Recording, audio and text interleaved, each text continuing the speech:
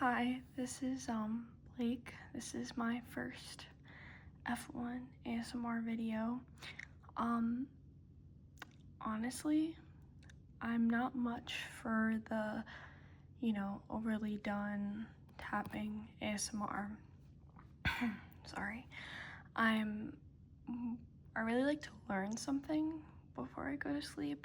And if my brain isn't fully occupied, then it starts to go in circles and I feel like I can't fall asleep.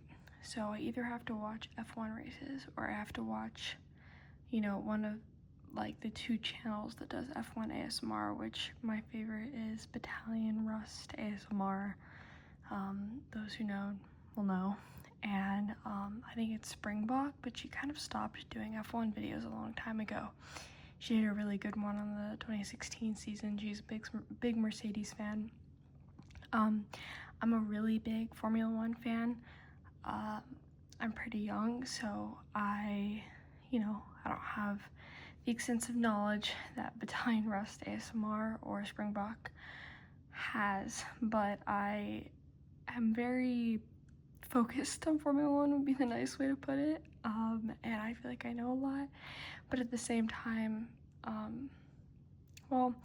I like to go on rants and I have lots of opinions, so I'm a big Ferrari fan, and I thought that I would just create an account to kind of talk about Formula One, go over some things that I have, which include magazines like this that I actually was given as a gift.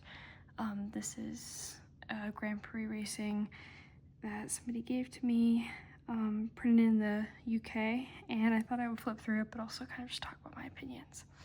I am a huge Ferrari fan, and I mean huge. So I will be biased. I also really like Renault, which is really contradictory because you'd be like, hey,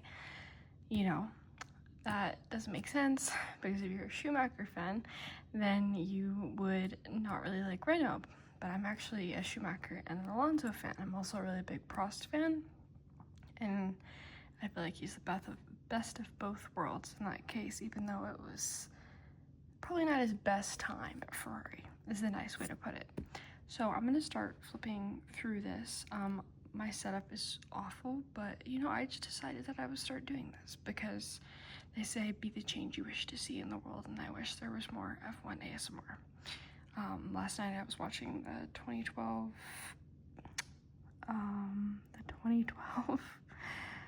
what Grand Prix was it? Oh, Monaco Grand Prix, because I'm watching 2012 in order right now. But yeah, okay, so the cover of this, you can't really see it very well, but over here it says Jack Attack, how one Doohan has already beaten one Schumacher. I already don't like that because, first of all, I like Jack Doohan, but if you know stuff about motorsports, you know the family name, and we really don't need to be pitting the Doohans versus the Schumachers, given that Mick, if like he's named after Jack's dad. That's just kind of silly. Up here we have stuff about Jackie X. That's great.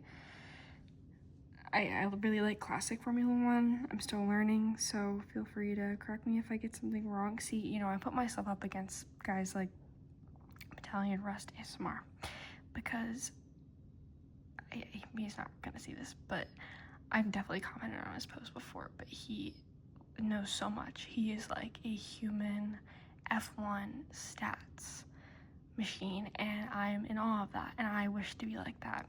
And it is my goal to memorize all of the Formula One champions backwards in order, and I'm actually almost there, but I don't want to do it until I'm actually sure, because last time I tried to do it, I got Jackie Stewart's years mixed up. My brother yelled at me for 10 minutes, even though he's not a Formula One fan. So down here we have Red Bull versus Mercedes versus McLaren versus Ferrari. Who will win the tech war? I'm very, very interested in the tech side and the development side, so I'm interested to see what they have to say, but I kind of feel like a lot of the talk is overdone, and yeah, if you keep up with this stuff, you'll probably agree with me, but let's see. Over here Ignition, the final piece in Aston's jigsaw. Okay, first of all, I'm currently wearing an Aston Martin jersey, so it's kind of funny because I'm not even an Aston Martin fan, but I'm an Alonso fan. We all know who that is, Adrian Newey. We can skip that. Okay. Let's see. I think that him and that's just like a fluke. Like, Ferrari got lucky. And I love Ferrari. So, let's see. Over here. Oh my gosh, Carlos Sainz and James Vowles, don't get me started. When did this come out? October 2024. I cannot speak. I'm sorry.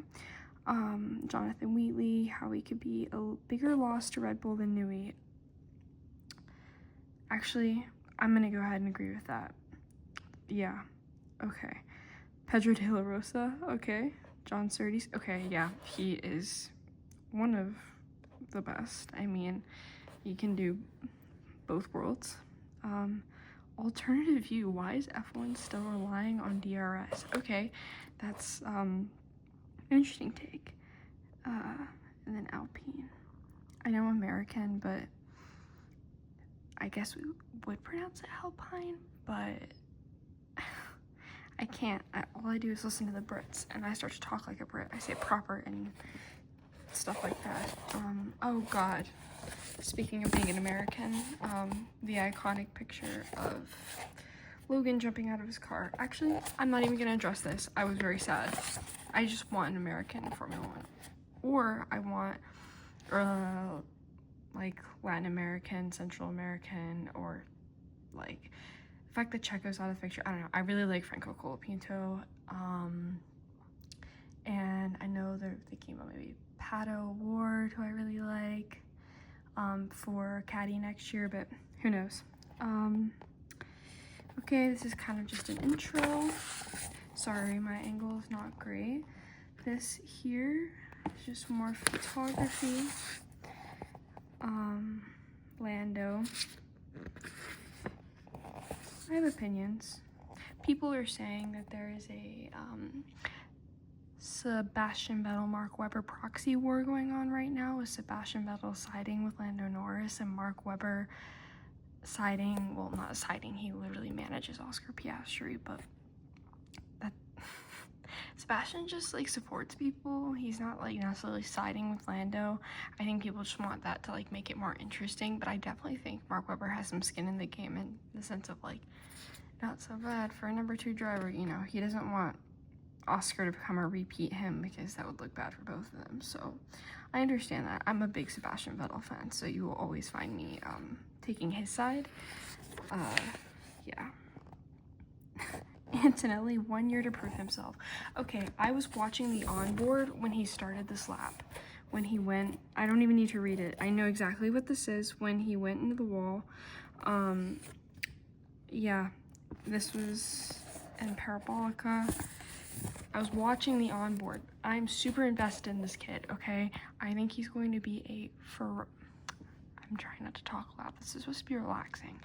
But, I guess for me, for ASMR, I actually like when people just, like, spill all their thoughts because I get really bored really fast. Very, ADHD. Yeah, so I have to have my attention kept. So, this is kind of what I would like to see, I guess. If you don't like it, I'm sorry. You can also try to request things, I guess. People say that on YouTube all the time. Okay, Kimi Antonelli. This kid is my mini goat. He is going to be an Italian Ferrari world champion. Okay? You may disagree with me. You might be like, oh, Ollie Behrman, Ferrari Future Series, made his debut with Ferrari, blah, blah, blah, blah, blah. Okay, whatever. Sorry, Ollie. This kid. I want to see an Italian, like another Italian world champion for Ferrari. This, I knew everybody was going to make a deal out of this. This was nothing. He was taking a huge risk going into this. Like, I think he had done 1 push lap before, and it was an extremely competitive push lap, and it was really good, and then he just, you know, like, it just happens. It just happens when you put rookies in cars like this and they haven't driven them. I mean, he actually had a lot of testing time, but I just, like, I mean, really fast track, like, you know. Anyway, and everybody was gonna make a big deal out of it, and they were gonna doubt him, and everybody was doubting him. And then if you just see so far this season, he has literally knocked it out of the park. The Saudi Arabian Grand Prix is tomorrow, and he is starting P5, and I'm extremely impressed by this guy. Like, managing to start so high up in his rookie season, and I feel like nobody's talking about it. Like, we talk about Lewis Hamilton's rookie season, but I'm like, talk about Kimi Antonelli more. This kid is like, I don't even know. Like, look at how people were talking about him last year. Essentially, Wolf has given himself the option to be in the same lineup. 1 year to prove himself. I would say he's proved himself enough to stay in Formula One for the next 4 years at a minimum based on just this performance. I mean, we were letting people like, sorry Logan, I repped you, but you know, we were letting people like Logan and okay, Logan was good, feeder series champion. He just didn't have the thing, right? Kimi has the thing. You can just see it when he drives. He has like no fear in the car, and not that fear is a bad thing, but you know, as Charles says, like once he gets in the car, he has no fear. He doesn't have fear. He kind of blacks out when he drives.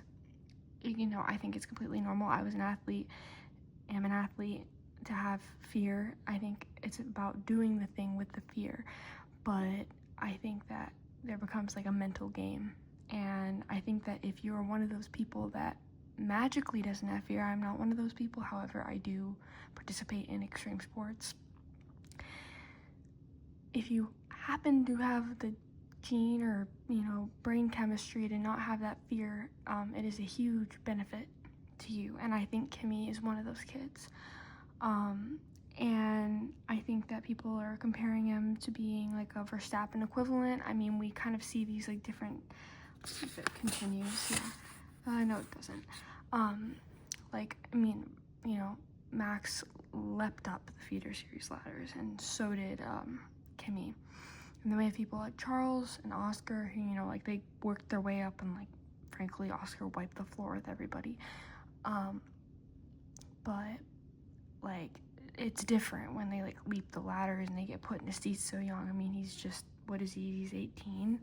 That's quite young, and I mean, I'm young. I don't know why I'm saying that. Like, these guys are almost my age, and I'm talking like I'm their whatever. I don't know, but yeah, I think this kid has so much potential. I think it's really hard to come in and replace somebody who is arguably the GOAT. I mean, to me, Michael's the GOAT, but so is Lewis, and you can't make me choose between them, because I'm loyal to Ferrari, and I think Lewis, yeah, I'm not gonna compare those two. Maybe in a future video I'll like do like actual stats comparison, but I just don't think you could. I don't think it's worth it to even get in that conversation. Okay, moving on. Nui aims to share in Aston's rise. Okay, you can say what you want about Lawrence Stroll. Everybody will say this, but he does a lot for his kid. I think we all wish that that happened to us, you know? I think we all know nothing good is cheap. He's the new managing director.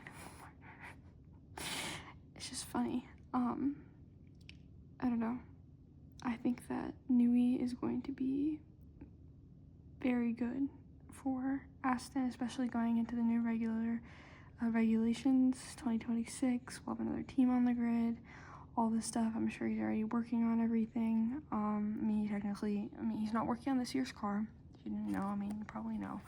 But I'm interested to see how that pans out. People say that he just went for the big bucks, but I disagree. I think that he has a chance here to make a mark with another team, and you really can't, regardless of what you even think about him. I don't really have a strong opinion. I have his book, but I haven't read it yet. He has contributed more to the sport than many other people, including drivers who have been in the sport for years. So I would love to see Fernando Alonso in a car that is competitive again. I think that he knows how to celebrate Alonso. He knows how to make it fun. And I wish the guys would celebrate more. Come on. Like, I'm not a Russell fan. I love the T-pose. Dude, like, do the T-pose. Create some excitement. Like, I love to see it. Like, give me some energy. Like, I just, you know, being a winner is a big deal in the sport. Yeah, being a winner is a big deal in the sport, and you know, you shouldn't. Oh, I like this ad a lot. Max doesn't really do a lot of ads, but the ones he does are really quite cool, I have to say. Anyway, being a winner in the sport is a big deal, and I feel like we shouldn't underrate that. Even having one race win is a big deal. I mean, like, if you see videos or if you've watched Gasly's win, like, or like, you know, like, people who have one win, it's a big, like, we shouldn't wipe that away so easily. It does require a very, like, all of the circumstances to come together, and also a lot of mental and physical preparation. And I think that, you know, like, I've just been seeing the McLaren boys, they're like, oh, 4 race wins, whatever, flash a 4 at the camera and walk away. I'm like, dude, like, be happy. Like, yeah, you don't have the championship, but, you know, the moment Max won the championship, the third question out of the reporter's mouth was, oh, what do you think about next year? And Max is like, I literally just won the world championship for this year. Like, let me go have my gin and tonics. You know? I'm like, these guys, back in the day, I mean, okay. Oh my God. I sound like whatever. But for real, though, like, let's, like, one world championship is a big deal. Jenson Button, Nigel Mansell, like, this stuff, like, you should cherish that. You are in an elite class, and getting 4 world championships, 4, that's a huge deal. Like, and even if that was all he did and he retired, that's a huge deal. Nico Rosberg, 1 championship, like, retired, still a huge deal. Like, we should be celebrating these things. We should be encouraging the young people to know that 1 win is good, that points are good, because celebration and energy is at the heart of Formula 1. Okay, that's my little rant. I don't want to talk about this guy. I'm a Ferrari fan. Audi, whatever. I really like Bortoleto, and I do like Hulkenberg. Bortoleto because he's South American and he's cool. He's a great driver. Not sure he's South American, obviously, but it's great to see a little bit of Brazil in there. I know I have a lot of Portuguese and Brazilian friends, so biased. But yeah, Singapore remains an outlier for Max. I don't even need to talk about, Seb. Lion of Singapore. Ferrari. Okay, Ferrari Seb just makes me want to cry. Saw a video earlier of Ferrari Seb and it just kills me.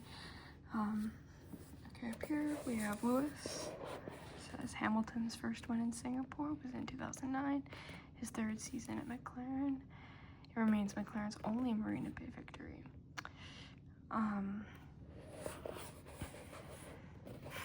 I love this. Red Bull's first 3 wins on the Marina Bay Street Circuit were all achieved by Vettel. This 2013 victory was the 3rd in a run of 9 consecutive wins for Seb. He was great at Red Bull. Also, I love Yuki at Red Bull right now. He just achieved, I think, the highest qualifying position for a 2nd Red Bull driver since Baku of last year. I really like Yuki.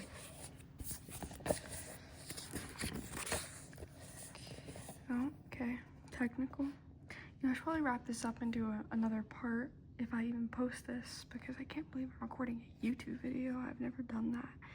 But, you know, at a certain point, when enough things happen to you, you kind of just start to be like, I'm gonna do what I want. And I guess this is one of those things. I might come back to this and do like more tech stuff later, because I really like this. If you're interested in tech and Formula 1, I really recommend looking at Craig Scarborough, Scarb's Tech. He has a lot of really great drawings and designs.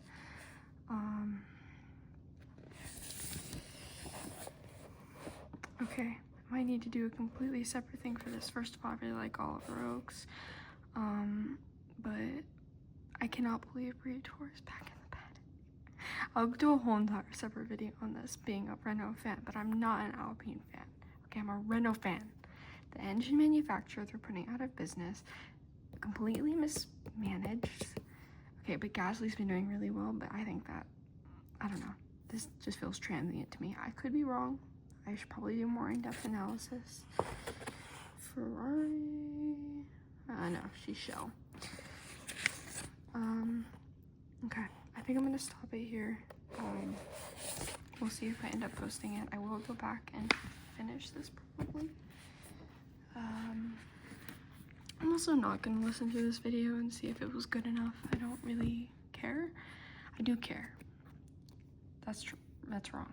I care about everything I do, but I'm not going to go back and stress out about it. So if you like the video, comment, tell me your thoughts. Disagree with me. If you disagree with me nicely.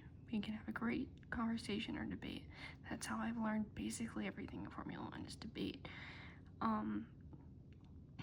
And just listening to other people and knowing when to just listen. But yeah, I hope this contributes something to the little F1 ASMR there that actually exists, and maybe I'll do more videos, and hopefully you could hear me, because I realized I was getting too involved in the video. I didn't even get to what I wanted to talk about, which was these two. So I'll come back to Jack Doohan, Schumacher, and George, which he's a silent killer, this one. He's sneaking in there. There's still a chance of a 2025 George Russell World Drivers' Championship. Maybe. I hope not. I will believe in Ferrari until it is impossible. Anyway, thank you for watching. I guess that's what people say. And yeah, come back for more if you want later. Have a good night, day, whatever it is for you. And Forza Ferrari.